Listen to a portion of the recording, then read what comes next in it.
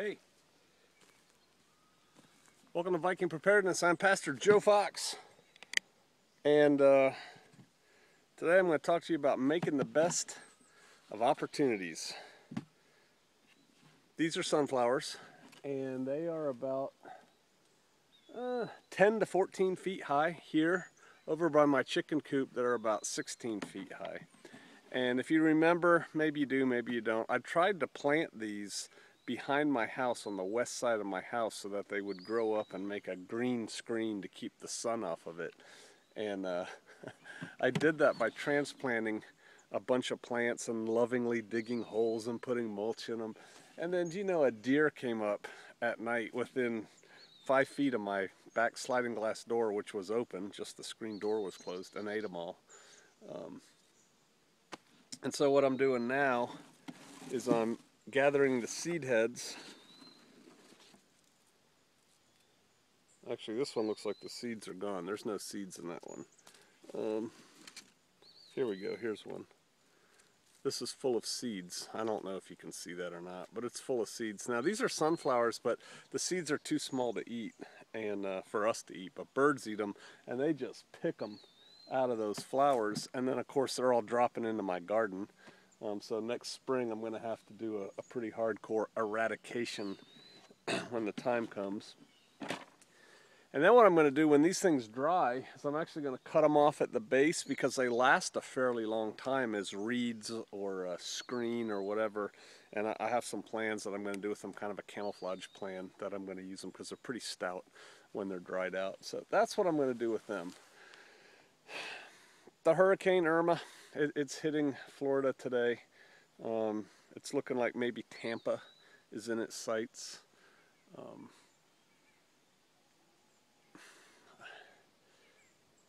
I'm trying to be kind. If you live in hurricane country, you should prepare. And a lot of us don't live in hurricane country. And so we watch these things and we say comments like I do, like, man, if I lived there, I'd have this, that, and the other thing already all the time. And I guess my question is, would you? Would you? What I'd like you to do to kind of make this useful today is think of what is the worst case natural disaster that could, because we all like to say, oh, that would never happen here, that could happen where you are. You know, I think if you're from Kansas north, that could be a really bad blizzard, you know, of epic 1800s proportions. Northern California north, in some parts, that could be a blizzard. It could be a tsunami if you live on the coast. It could be a hurricane. Could be 5 tornadoes coming through your county and one of them, you know, whacks you. What else could it be? Natural disasters.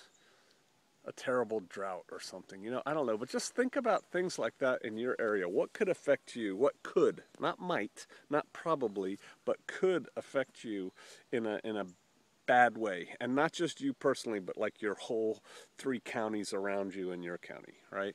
What could you do? And then start preparing for that. Start doing the things that you would have to do at that time when you found out, oh my goodness, there's a very rare late September, early October blizzard coming to my area. What would you need? What would you need for your critters? What would you need for your house? What would you need, you know, if it impacted the region and you had no more fuel oil coming to your house, or, you know, something like that. Just try and think outside the box a little bit and try and think, what would you need? And then prepare for that now. So you can use the misery of the unprepared in Florida and take some steps to square yourself away. Think about evacuating. You won't believe, you probably will, because half of you are probably like, yep, that's me. You won't believe the number of people I hear who say, I'll never bug out. I'll never bug out. Never say never, man. You don't know what's coming to your area. And if you're like, I'd rather die than bug out, then there's really not much sense being a prepper. That's kind of how I look at it. Do you want to survive or don't you? You know, do you want you and yours to do okay or don't you? So you should have a bug out plan. What's your bug out plan? What are you going to take with you? Where are you going to go? How are you going to pack it? How long is it going to take to prep the vehicle? Is your vehicle in good working order today? You know, do you have gas? Do you have cans of gas safely stored away? I may talk about this in my book, and I may not. I can't remember. But I'll tell you. One thing I did for Y2K, I lived in suburbia, and I wanted to store up a bunch of gasoline. And so I bought, I don't know, 10 or 12 feet of gas cans. You know, if you put them next to each other, about 10 or 12 feet. And, you know, I lived in brick house suburbia, quarter-acre lots, fenced in. And I went out in my flower garden in the backyard, and I dug a trench. And then I treated all those gas cans with Stable, and I put them in the trench, and I took off the main spout, put a piece of plastic over it, like saran wrap plastic, and then heavy duty, and then screwed the spout back on to kind of try and keep it sealed. And I also, when I put them in the trench, I took thick, like 3-4 mil plastic strip, and I laid that over top of the cans and then tucked it down around the edges. And then I filled the trench up with dirt up to ground level, and then the little spouts were sticking out, you know, above ground level, and the plastic was on top of them. And then I just covered all of that with mulch, so it looked like a hump of mulch on the side of my yard. It looked like nothing. And I put those in October, November time frame before Y2K, and I ended up digging them out because we were going to move July, August the next year, and poured them into my cars, and you know, they worked fine. Store gas. People say you have to treat gas or it'll go bad or yada yada. You know, I've been storing gas since then in great quantities. Oh, yeah, that's a relative term, right? I use my gas up that I buy probably in 6 to 8 months. I don't treat it. I get ethanol-free gas. I stick it in a shed, and I rotate it. I use the oldest stuff first and the newest stuff last. But I'd say it's 6 to 8 months old, and it works fine. And I use it in everything.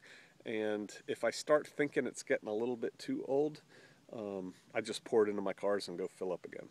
What I just recently did, and if I thought this video out, I'd show you. I bought these little, I call them shoe tags. They look like little cardboard tags with 2 strings coming off of them at Walmart. And I wrote the date that I put the gas in the cans, and then I just hung them over the spouts of my gas cans. So now I can tell in an instant how old that gas can is. And when I, refill it again, I'll just cross out that date and put another date on it. Thus labeling them, first in, last out, last in, first out, that kind of thing. But yeah, have a bug out plan, have a food plan, I'm stuck in my house and can't get out of it for 4 weeks plan. Have a nuclear war plan, start thinking about that. What are you going to do? There's always more to do. And I would rather get motivated by somebody else doing badly than have to tell myself, next time I'm not going to do that, when I did badly in something. I've got a weird personality, I guess. I've done a lot of selection courses in the military. And they typically, what's the psychology behind this? I actually think I know. But they typically involve carrying a heavy rucksack for long periods of time. Right? Days, weeks. And you're competing against other people. And so, it could be an event where they tell you to walk down this road until they tell you to stop. And, they don't tell you what the standards are. That would be too easy. You just have to go as fast as you can. And if you make it, you're good. And if you don't, they say, thank you very much, go away. But I would see people in front of me, on the same course, and they would start struggling. Man, that gives me strength. I just and I go. Same thing when I'm running races. When I see somebody in front of me starting to slow down, I just grab that and go. When I see what's going on in Florida and the panic that some people are having, I can't believe the people on the West Coast who are today, I read some reports, we were caught by surprise. We didn't know it was going to take that swing to the west. You're an idiot. They've been saying forever, the eye goes in the cone, but the hurricane is bigger than the state of Florida. Hello. Come on, man. It'll never happen here. Yeah, actually, it probably will happen there. So try to take something positive from this for yourself.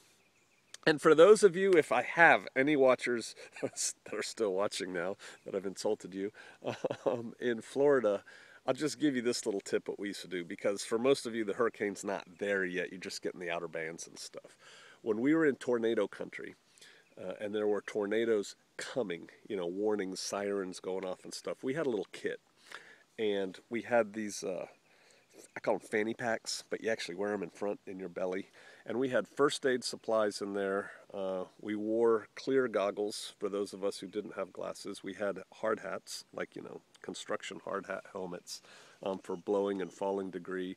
Everybody, and the kids had their little bags too. Flashlight, headlamp, 2 of them. So a headlamp was on the head. We had a flashlight in the bag. We had gloves in the bag, so in case we had to grab sharp things. Put everybody in boots and sturdy clothing for the warning. And that was about it. And then we had a little hidey hole before we had our shelter built, and in that hidey hole in the house, you know, where we would go hide, we had a trauma kit, like an EMT bag, and water and stuff like that. We had crowbars and shovels and an axe. I didn't have a chainsaw then. I had in my garage, but I knew where it was, tar paper and tarps and tacks and furring strips, so in case I had to repair a hole in the thing. And then we had these little Motorola FRS radios that everybody had, because typically, because it's the kind of personality I have, my son and I would go out in the yard while everyone else was in the hidey hole, and we would be looking and reporting what we were seeing, and figured, yeah, we'll see it coming and we'll run if we have to. We never got hit, praise the Father.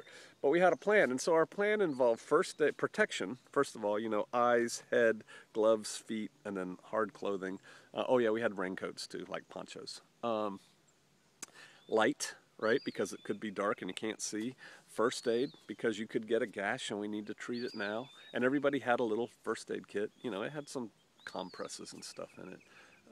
And then we had tools that we would have to either dig ourselves out or save somebody or something, right? And so we would do that.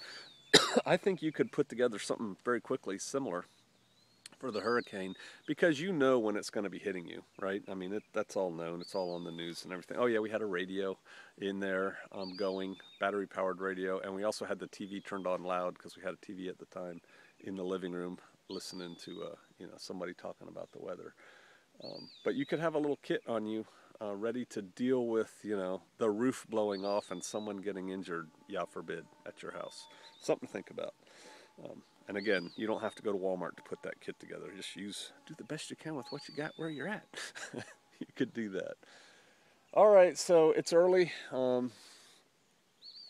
It's not even 8 o'clock yet, and I'm going to go throw these little seeds around the backyard, so hopefully next spring they grow up there. And then I got more work to do, but I guess before I do that, I will try and upload this video. So it is now 8 o'clock. We'll see how long it takes. All right. I'll see you out there.